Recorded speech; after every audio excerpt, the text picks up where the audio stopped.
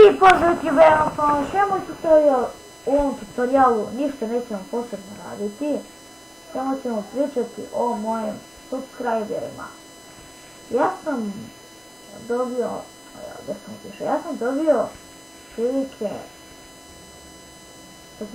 nego sigurno 14 subscribera, ali ne znam da li je, meni je to možda dovoljno, ja bih volio još, jer meni je ovo dovoljno, ali volio bih još, bio bih srećan kad biste mi dali, mnogo bi mi značilo i dobro, ako ne može, ne može, ne morate ako nećete.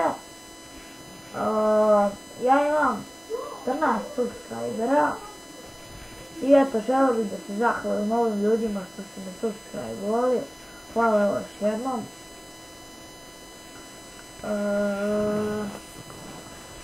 Otprilike, malo se nekako ušao u listu, ko mi je subscribovao.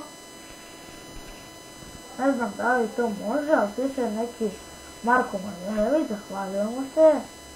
Vuko je i još neki, nisam zapamtio.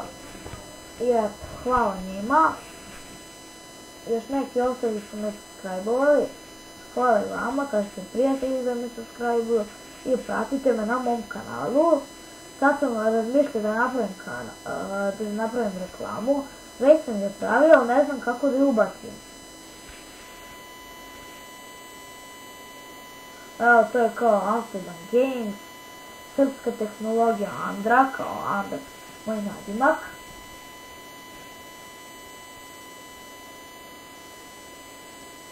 I eto, moj je ovo,